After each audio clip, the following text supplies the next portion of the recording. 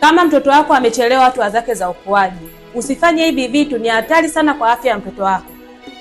Kuna baadhi ya wamama wanapoona watoto zao wanachelewa hatua za ukuaji, na leo zaidi nitaongelea kwa yule mtoto ambaye amechelewa kutembea. Mtoto wako amechelewa kutembea, lakini mzazi unamlazimisha kutembea, na hata pale unapomlazimisha huyu mtoto unamkuta kabisa anapata maumivu makali kwa sababu analia kwa hisia, lakini mzazi unaona suluhisho ni kumfanyisha mazoezi ya kilazima.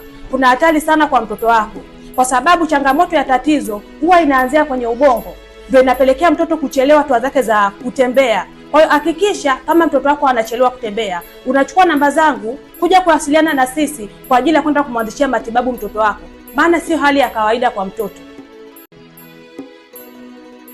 Kama mtoto wako amechelewa hatua zake za ukuaji, usifanye hivi vitu, ni hatari sana kwa afya ya mtoto wako. Kuna baadhi ya wamama wanapoona watoto zao wanachelewa hatua za ukuaji, na leo zaidi nitaongelea kwa yule mtoto ambaye amechelewa kutembea. Mtoto wako amechelewa kutembea, lakini mzazi unamlazimisha kutembea, na hata pale unapomlazimisha huyu mtoto unamkuta kabisa anapata maumivu makali kwa sababu analia kwa hisia, lakini mzazi unaona suluhisho ni kumfanyisha mazoezi ya kilazima.